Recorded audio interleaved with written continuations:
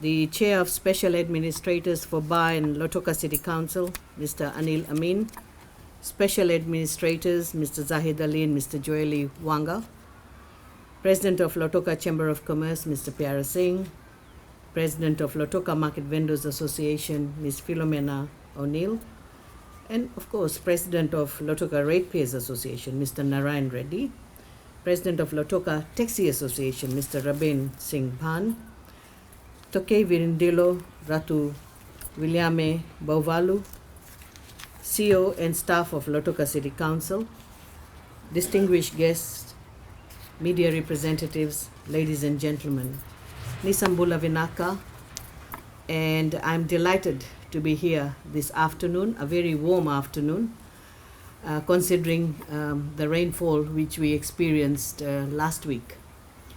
Lautoka is our second largest city and second largest commercial hub.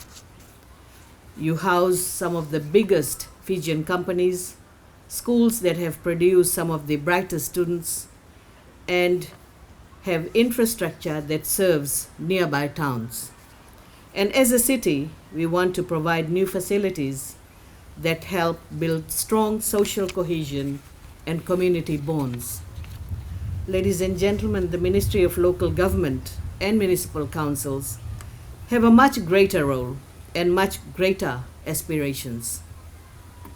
Beyond keeping towns and cities clean, we look to create towns and cities of choice for investors as well as for tourists. We want to create an environment that's not only enjoyable, but lifts the quality of living for our Fijians. Lautoka City Council's investment in this coffee shop comes with the intention to enhance the experience at the iconic Botanical Garden. This week, we received our first cruise liner after 2 years. With investment like a coffee shop, we can yield more revenue per visitor who visits the Botanical Garden. There'll be a reason for them to come here. Not only will this project provide Fijians and visitors with another choice of venue for a growing food and beverage and coffee culture, but also generate revenue for the council. And when the council makes money, it can reinvest in its cities and towns. What the Ministry of Local Government aspires to do is empower councils to be financially sustainable. I'm just waiting for the day where we can write to the ratepayers and say that for this whole year, you will not be charged any rate, just because we are financially sustainable.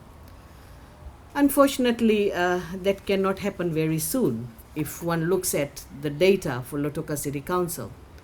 We have around 8,000 ratepayers, and we invoice 5 million per year as rates, and unfortunately 9 million is still owed to the council. So with $5 million, it becomes extremely difficult to provide infrastructure and to do other work for the municipality. But projects like this will generate revenue, and it will mean that the money that we make from such projects as rental, then we'll be able to plow that into other projects that are being planned for Lautoka City Council. You've already heard from Mr. Amin that this year 2 projects are being launched. One already started, which is Namoli Night Market, and coffee shop is our second project. The third project, which is in the planning phase, is the Shelley Park. Shelley Park is being planned. The concept plan is being done, and after the concept plan, consultation will take place, and after consultation, detailed design will be drawn, and then we can tender, and of course, the construction can begin. We do value the importance of Shelley Park and its location, and because it is so central and with the beautiful view and good breeze, we would like to ensure that the park is different from where you are seated today. This is the botanical garden, which means that we need to focus more on the botany, the plants, and create that ambience of nature lovers who can come here to enjoy the greenery and the beauty of the place. But for Shelley Park, the intention or the idea is slightly different because it's no point creating same style of parks everywhere. So just to add variation for Shelley Park, it will be more of an entertainment area for Lautoka. And we have created a very special corner for our senior citizen, so that they can come in that little corner that we'll be creating specifically for senior citizen. They can own it, they can come there, and they can have their own little get-togethers, and they can have their games, or if they want to have a bowl of kava, they can do that, but it's really their corner. So that's how we have planned. But coming back to the Botanical Garden coffee shop, I would like to say to you that this project was discussed, decided by the previous or the former special administrators, and it should have gone off the ground a little earlier.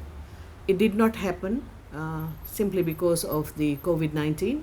2020 and 2021 was not easy, and because of that we could not start this project.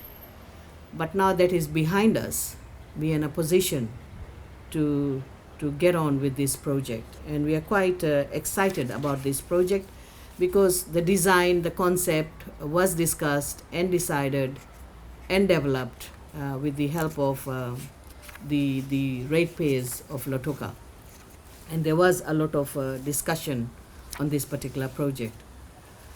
The design of the coffee shop takes into consideration the safety, security, and special needs of all Fijians. Ladies and gentlemen, the coffee shop design has incorporated salient and sustainable features, for example, robust design, using locally available material, the greenhouse concept look to blend in with the existing environment of the botanical garden. We just don't want this coffee shop to stick out, with a poor design, that it does not go well with the greenery of this place. No trees are to be removed for this development. Outdoor seating provisions will not disturb any existing natural environment features. The waste minimization and management mechanisms are to be provided with the inclusion of composting and 3R. Public convenience will also include people with special needs. There will be functionality for elderly citizens as well. More planters and outdoor lights will be placed here.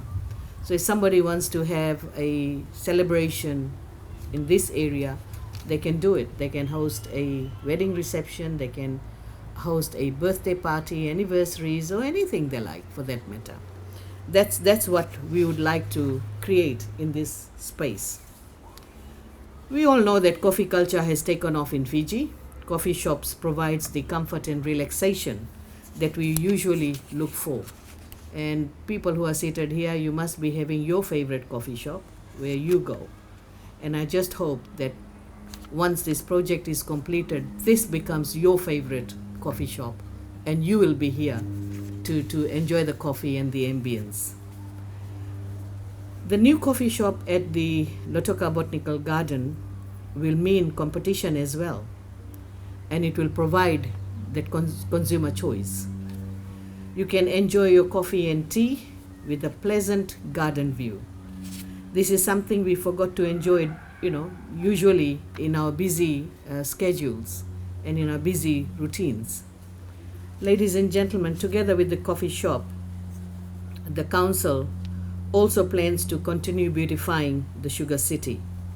The city needs more gardens, better parks, and open spaces for people to sit and relax. I hope that this will be taken very seriously with the new administrators, where all the open spaces are converted to a useful purpose, whether it's a park or simply a public amenity, but it needs to be taken into consideration. I would like to reiterate what the SHA has said regarding the Churchill Park. I would like to mention that the Fijian government continues to invest in Sugar City through grants and financial support. For this financial year, a sum of $520,000 has been set aside to upgrade the Churchill Park with appropriate floodlighting. The upgrade is anticipated to attract more sporting events, and these sporting events can be held at night, not only international events but also local events. And Fiji is a sporting country, and our neighbors, Australia and New Zealand, I know that the teams generally prefer coming here for their training and to have a game or two with our locals. And no better place than Lautoka, in fact. It's a much better place to offer such services to our neighbors. If we start looking at Lautoka is strategically located. It has strategically located international port, easily accessible airport vicinity, and land availability. These are some of the contributing factors that assist us in attracting commercial and industrial investment to Lautoka. Not many towns and cities can offer this. Lautoka does. And you have heard about the new projects mentioned by the chair. And it's simply because of the infrastructure and the better ambience of Lautoka that attracts the investors to this particular city. And as we move on, we would like to see there is competition between towns and cities to attract more investors. And if we have competition between towns and cities, it means that customer service should be at its best. Because when investors come to a town or city, if they are not served properly, the first impression they have of a particular place, and if we don't capture the enthusiasm and the interest immediately, they can lose that interest in the project, and that project can be delayed for so many years. And any project that is delayed means loss of revenue for the council. It's actually loss of economic activities in towns and cities. We want more people visiting Lautoka. So by having more activities going on, that will definitely create that visit that we want people to come and experience Lautoka.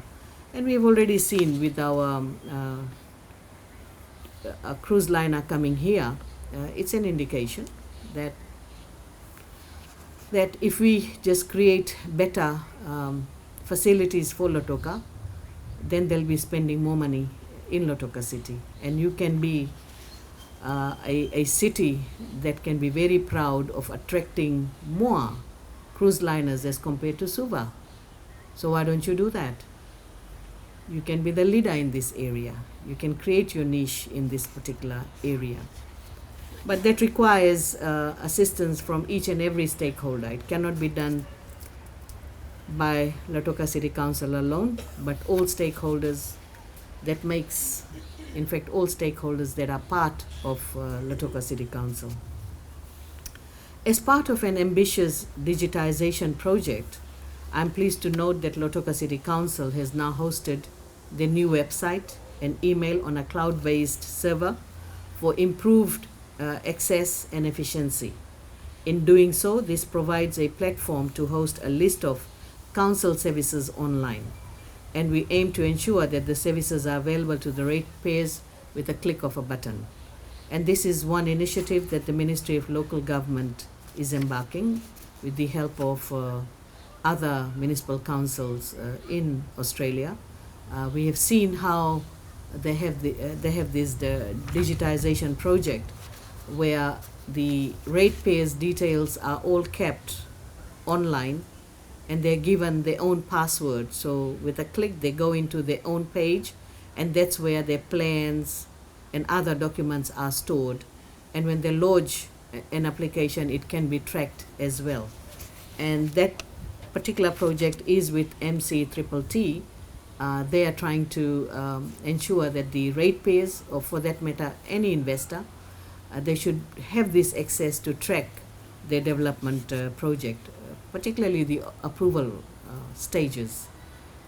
If the approvals are not given by a particular entity, you'll know exactly where and why that project is not moving. For now, there is always this perception that the municipal councils are sitting on the projects.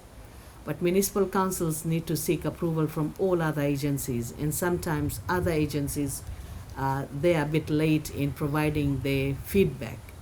But by digitizing, we can track the performance of all approval agencies, and that should change the game.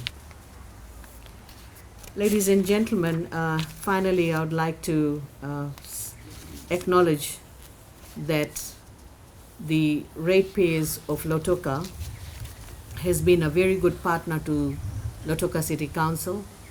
They have been participating in the various meetings that's organized by the Lautoka City Council, and they've been providing that feedback.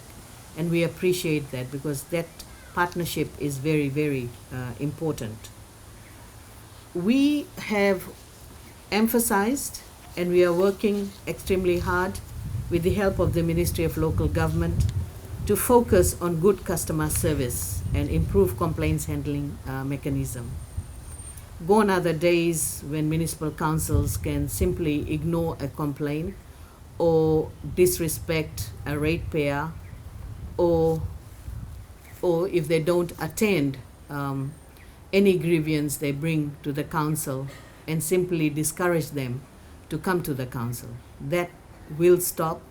We are focusing on the customer service, very much in line with the guideline launched by the Ministry of Civil Service.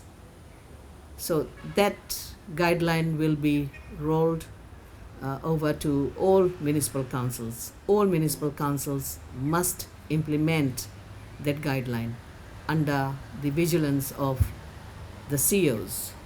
And if that fails, then obviously the special administrators will intervene to ensure that the guideline is followed and it's delivered. I strongly believe that at the end of the day, the council is there for the ratepayers, and the council cannot function if the ratepayers are not there, because it's their rates that we collect and we pay our workers. And can you imagine, if the workers are not doing their job as expected from ratepayers, then there is something not right here. So, ladies and gentlemen, I look forward to today's groundbreaking ceremony. And once again, thank you very much for coming to this event. And let's look forward to other projects that the council is planning to deliver. There are a number of other projects they're planning to deliver. Some of you may be wondering what is happening to the swimming pool, since we are sitting in Botanical Garden. Let me just explain that there was a dispute between Lautoka City Council and the contractor. And when you have such disputes, and if the matter is before the court, and through an agreement, we managed to come up with the terms of reference between the two parties. Finally, the consultant was hired to come up with some recommendations and, of course, with some findings. So once the report is finalized, then we'll be able to discuss that report and move this project forward. So that is the only reason why this project is on hold. So with these words, ladies and gentlemen, thank you. Vinakavakalevu.